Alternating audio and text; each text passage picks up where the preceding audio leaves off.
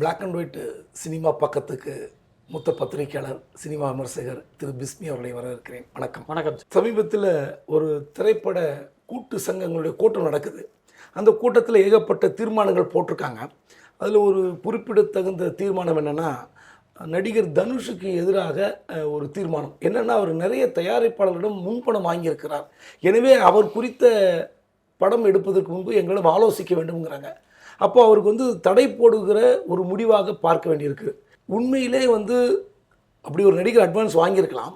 ஒரு நடிகர் நடிக்கக்கூடாது அப்படின்னு தடை போடுகிற அளவுக்கு ஒரு தீர்மானம் போடுறாங்க ஒன்று. அதே மாதிரி திரைப்பட தயாரிப்பாளர் சங்கம் நடிகர் விஷாலுக்கும் தடை போடுவதாக சொல்கிறார்கள். இப்படி இது கூப்பிட்டு வச்சு பேசி சரி பண்ண முடியாதா? ஏன் தடை போடுற அளவுக்கு போகணும்? ஆக்சுவலி பார்த்தீங்கன்னா, இந்த மாதிரியான பேச்சுவார்த்தைக்கான முயற்சியை இவங்க எடுத்திருப்பாங்க. அதில் எந்த மாற்றமே இல்லை. ஆனால் இங்கே உள்ள துரதிருஷ்டவசமான உண்மை என்னன்னா, நடிகர்களை அவர்களுக்கு சம்பளம் கொடுக்குற தயாரிப்பாளரால் கூட ரீச் பண்ண முடியாத ஒரு சூழ்நிலை இருக்குது. இப்போ நடிகர்களுக்கு செல்ஃபோன் இருக்கும். அவரை வச்சு ஒரு ப்ரொடியூசர் படம் எடுப்பார்.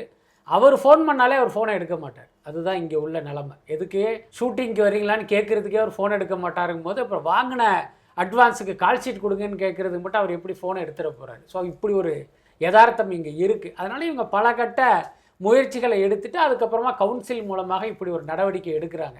அதே நேரம் ஒருவருடைய தொழில் சுதந்திரத்தை முடக்குகிற உரிமை யாருக்குமே கிடையாது. இப்போ நீங்கள் சொன்ன மாதிரி தயாரிப்பாளர் சங்கத்தை அணுகணும் அப்படின்னு இவங்க போடுறதுனுடைய அர்த்தம் என்னன்னா, அது ரெட்டு தான். ரெட்டுன்னு நீங்கள் டைரெக்டாக சொல்ல முடியாத அது சட்ட சிக்கலை ஏற்படுத்துங்கிறதுனால இந்த வார்த்தையை எல்லா சங்கங்களும் பயன்படுத்துகிறாங்க. இவரை வச்சு படம் எடுப்பதற்கு முன் சங்கத்தை அணுகவும், இந்த படத்தை வாங்குவதற்கு முன் சங்கத்தை அணுகவும், இந்த படத்தை திரையிடுவதற்கு முன் சங்கத்தை அணுகவும் அப்படின்னு போட்டாலே ரெட்டுன்னு அர்த்தம். அது இண்டஸ்ட்ரியில் உள்ள எல்லாருக்குமே தெரியும். அப்புறம் தனுஷ் விஷயத்தில் பார்த்தீங்கன்னா, அவர் ஏதோ ஒரு பல தயாரிப்பாளர்கள்ட்ட பணத்தை வாங்கிட்டு ஏமாத்தின மாதிரியான ஒரு தோற்றத்தை ஏற்படுத்துகிறாங்க. அது பொய்.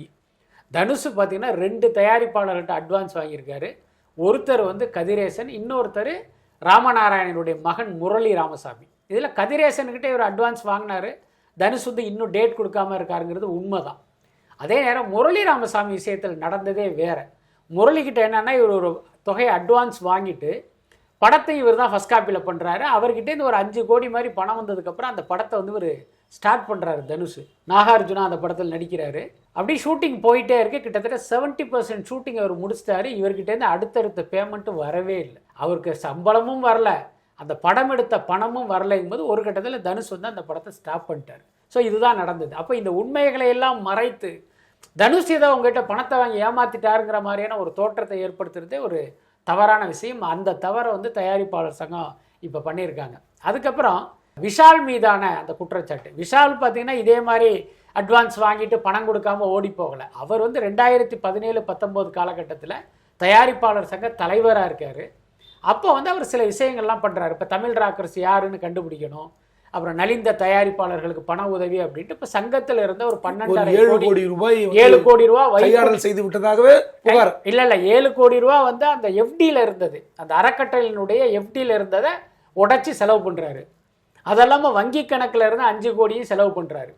இவங்க என்னன்னா, அந்த 12 கோடியுமே இதை இவர் முழுங்கிட்டாரு, இவர் வீட்டுக்கு எடுத்துகிட்டு போயிட்டாருங்கிற மாதிரியான ஒரு குற்றச்சாட்டில் அவரை கார்னர் பண்ணுறாங்க. இதுக்கு பின்னால் ஒரு அரசியல் இருக்குது. அது எல்லாருக்குமே தெரிஞ்ச விஷயம் தான். என்னென்னா, சமீபத்தில் விஷால் ஒரு பேட்டியில் சொன்னார், சினிமாவையும் அரசியலை கலக்காதீங்க, இங்கே அப்படி ஒரு விஷயம் நடக்குதுன்னு சொன்னார். அவர் யாரை சொல்கிறாரு அப்படின்னா, ரெட் ஜெயண்ட் நிறுவனத்தை. அப்போ திமுக ஆதரவாளர்களான கவுன்சில் தலைவர் முரளி ராமசாமி, அது எப்படி நீங்கள் உதயநிதியை சொல்ல போச்சுன்ட்டு இப்படி ஒரு விஷயத்தை பண்ணுறாங்க. அதுதான் இங்கே நடக்கிற விஷயம். இல்லை, நீங்கள் சொல்லும்போது எனக்கு புரியுது. ஆனால் பேசி தீர்க்க வேண்டிய ஒரு விஷயத்த இப்படி தடை போடுற மாதிரி இப்போ ஒரு மிரட்டல் விடுறாங்கன்னு. பழைய சமாச்சாரம் தான். கமல் மாதிரியான ஒரு நடிகர், அதாவது தமிழ் திரையுலகத்திற்கு அவர் ஒரு பொக்கிஷமாக இருக்க வேண்டியவர். ஆனால் அவருமே இந்த லிங்குசாமி விவகாரத்தில் இன்னும் ஒரு பிரச்சனையை தீர்க்க முடியாமல் இருக்குது. அவருக்கு ரெட் கார்டு போடணுமா வேண்டாமா, அதற்கெல்லாம் தயாரிப்பாளர் சங்கம் ஓடி வர முடியாமல் தவிக்கிற நேரத்தில் இந்த மாதிரியான ஒரு தாக்குதல்கள் அடுத்த தலைமுறை நடிகர்கள் மீது விழுகிறது. அவர் கூட நினச்சா ஒரு படம் நடித்து கொடுத்துட்டு போகலாம். அந்த ஈகோவை விட்டுவிட்டு, லிங்குசாமிக்கு அவருக்கு ஒரு பிரச்சனை இருக்கலாம், ஏதோ ஒரு இடத்துல கிளாஷ் ஆகிருக்கலாம். ஆனால் ஒரு படம் நடித்து கொடுப்பதில் அவருக்கு என்ன தயக்கம்?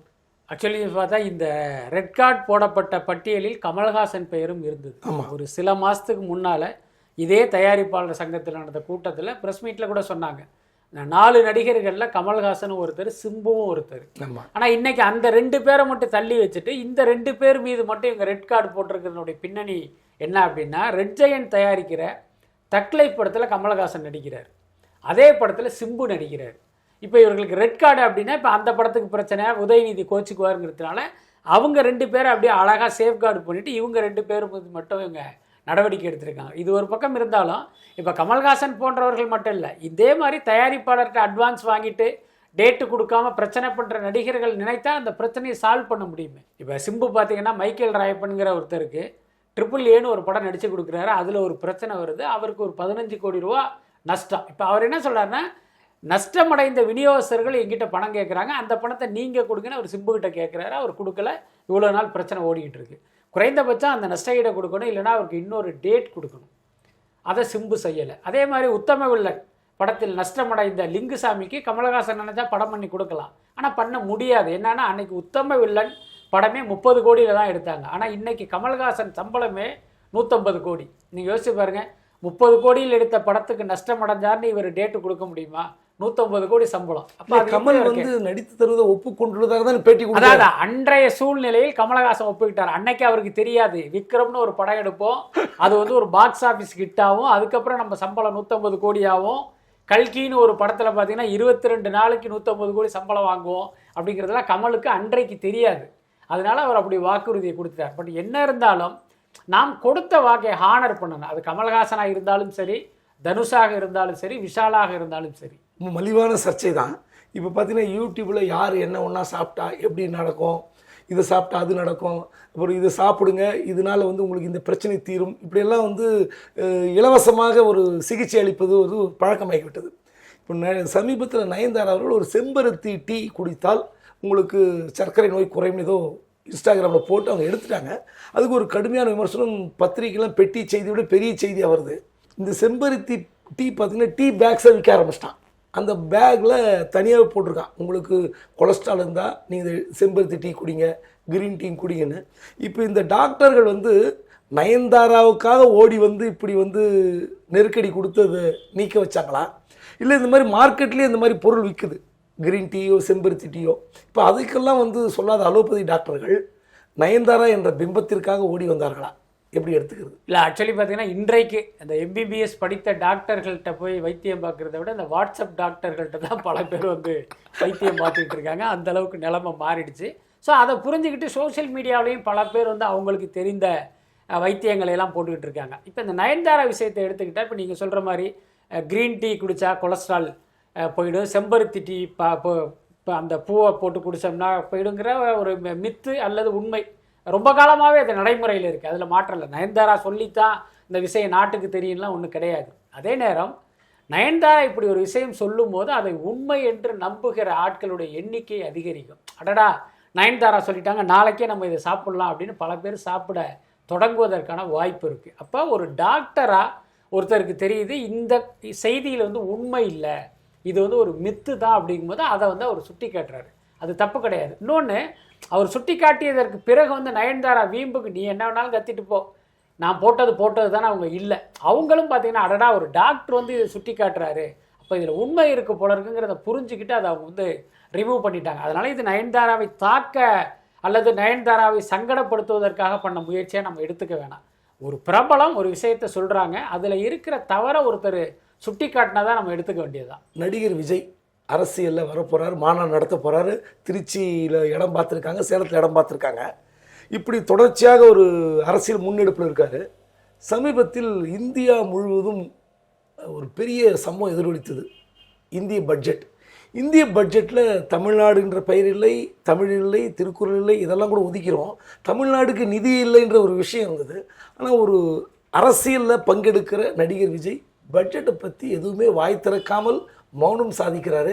என்ன விஷயம் அது? இல்லை, அதுதான் நாம் தொடர்ந்து சொல்கிற விஷயம் என்னென்னா, நடிகர்கள் நாடாள தகுதியற்றவர்கள் அப்படின்னு ஒரு வார்த்தையை நான் தொடர்ந்து பயன்படுத்துவதற்கு அடிப்படையான காரணமே இதுதான். என்னென்னா, இந்த நடிகர்கள் வந்து முழு நேரமாக மக்கள்கிட்ட நிற்கணும், மக்களோட வந்து களத்தில் நிற்கணும்னு என்றைக்குமே நினைக்க மாட்டாங்க.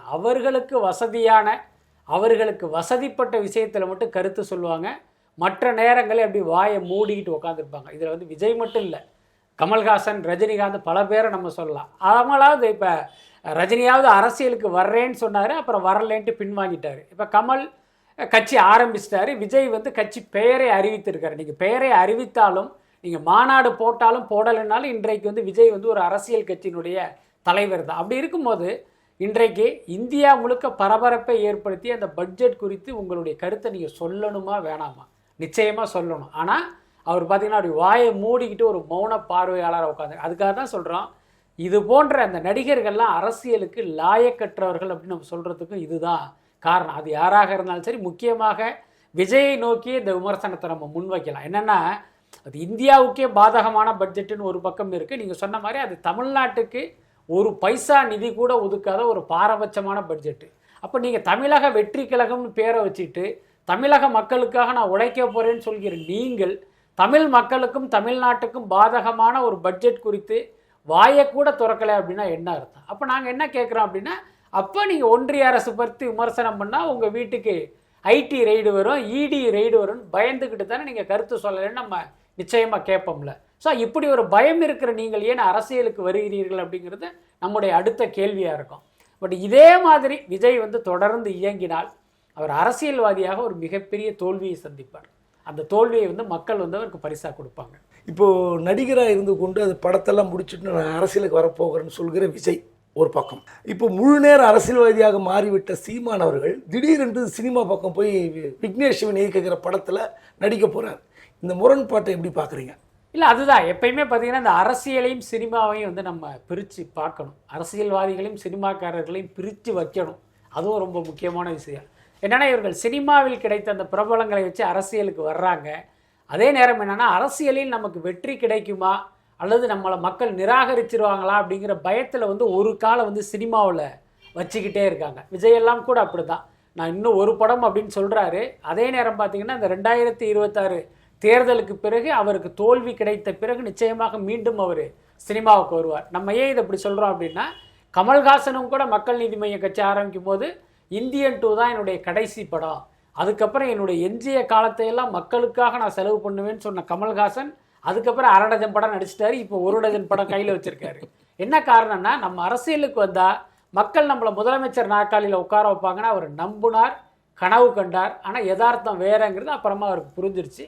கிட்டத்தட்ட அதே மாதிரி தான் விஜய்க்கு நடக்கும். சீமானை பொறுத்த வரைக்கும் அவர் ஒரு சினிமாக்காரராக நம்ம பார்க்க முடியாது. என்னென்னா, சினிமாவில் ஒரு உதவி இயக்குனராக இருந்தாலும் அவர் ஒரு அரசியல்வாதியாக அவருடைய வளர்ச்சியும் பயணம் வந்து ஒரு மிகப்பெரியது தான். அதே நேரம் இப்போ அவருக்கும் வந்து அந்த சினிமாவுடைய பிரபலம் தேவையாக இருக்குது அப்படின்னு நான் நினைக்கிறேன். இல்லைனா இந்த கதாபாத்திரத்தில் இவர் நடிக்க வேண்டிய அவசியம் இல்லை. அதே நேரம் ஒரு லாஜிக்கும் சொல்கிறாங்க, அந்த கதாபாத்திரம் இயற்கை விவசாயம் பண்ணுகிற ஒரு கேரக்டரு, அதில் சீமான் நடித்தா பொருத்தமாக இருக்கும் அப்படின்னு அந்த படத்தை எடுப்பவர்களுடைய லாஜிக். அதனால தான் இவரே அப்ரோச் பண்ணியிருக்காங்க. இவர் என்னன்னா, இப்படி ஒரு கேரக்டரில் நடித்தோம்னா அது நம்ம அரசியல் இமேஜை வந்து இன்னும் பலப்படுத்துன்னு இவர் நினைக்கிறாராம். பட் எப்படி நினைத்தாலும் சீமான் வந்து மீண்டும் சினிமா பக்கம் போனதுங்கிறது ஒரு ஏற்புடைய விஷயம் இல்லைன்னு தான் நினைக்கிறேன். நன்றி. நிறைய கேள்விகள், சுவாரஸ்யமான பதில்கள். உங்களுக்கு ரொம்ப நன்றி. நன்றி சார்.